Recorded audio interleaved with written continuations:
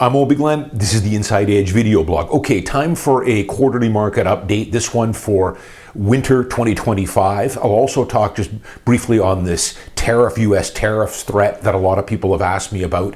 So just quickly in a nutshell, and I keep these stats packages or these quarterly updates pretty straightforward. I don't drown you guys in a whole bunch of statistics because statistics can be kind of manipulated and show whatever you want. I just give you the straight goods, whether it's the market's going up or going down or treading water or if sales are going up or prices are going up. We'll keep it simple. So as I speak, I've told you guys since last fall, the market is on a steady increase here over the last 4 months. We were in a pretty slow market for most of 2024, as I did lots of blogs about. Finally, in late fall, late October, the market finally started to pick up as we started to get, I think, after our third interest rate cut. We finally started to see the market starting to pick up, starting in late October. November was a strong month, well up from the month prior, October. December was one of the strongest Decembers I've had in probably 6 or 7 years with my team. We had a lot of firm deals in December. Pretty much everything that I had listed in late summer or fall, I sold. If I hadn't sold it prior to that, it all got blown out in December. January was another strong month. As I shoot this, I'm shooting this right now in mid-February. I think February is also going to be a strong month. So for the last 4 months, sales have been increasing. Just like I predicted last fall, I said spring 2025 was going to be a fairly decent market. And it's so far, we haven't gotten into the spring market yet, but the build up towards spring is looking pretty good. More buyers are out there, as they should be. We just had our 6th interest rate cut. 6. Remember last summer, guys, when I was telling everyone, hey, interest rate cuts are coming up? And God, the amount of pushback I got on my YouTube channel there.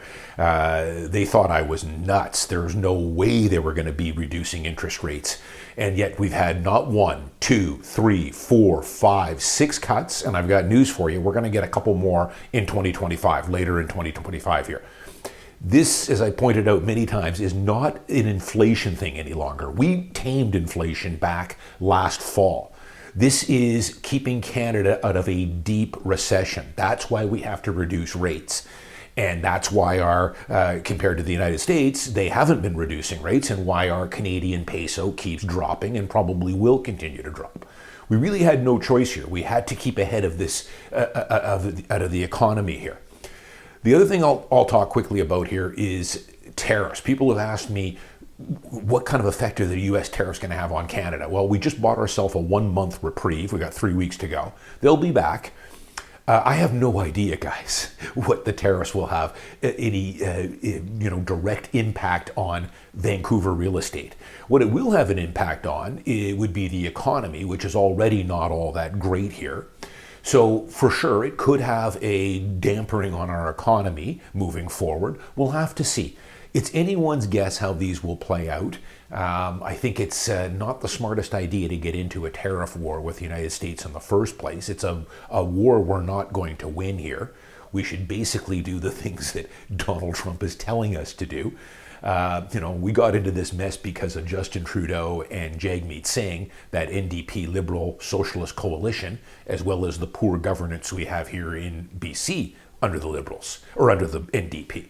So, I would say that any weakness because of these tariffs would be caused on the economy. I would look at that as a pretty good buying opportunity. I know we'll get some pushback on that. But, how these tariffs affect people directly, nobody knows. I've often told you guys, don't pay too much attention to it. I'm certainly not going to lose any sleep over it. You buy a home when you've got the down payment in place, you're qualified, you find the right home with your realtor, and you're going to live in it and enjoy the house for at least 8 to 10 years to avoid those friction costs. All these things like tariffs and wars and the currency situation, the stock market, these things are transient. They come and go. I saw an interesting chart, and I wish I could find it. It was a 60-year chart on Vancouver real estate overlaid against all the world events that were specific to Vancouver, Canada, the world, and North America. Stock market crashes and interest rate hikes, wars, tariff issues, North American trade agreement problems. And yet the Vancouver market, of course, it just is on a, when you back out from it, it's just a slow and steady rise up. These things all come and go, remember that. So I wouldn't pay too much attention to it. We'll see. Our economy is not great here right now. But overall, the Vancouver real estate market has had 4 good months where sales are increasing. I think as we head into spring, we'll continue that way. These interest rate cuts are helping. The only thing that's still holding things back where this market wouldn't be even really on fire right now is, again, because of the uncertainty with the economy. I'm noticing there's a lot of people that are not sure about their job security, and I don't blame them. Especially if you work for the government or have a job that's tied to government contracts, I would be careful. But if you're not, and we do get any weakness on pricing, I would use it as a good buying opportunity moving forward. I'm Owen Bigland. As always, thanks for watching. I'll see you next week.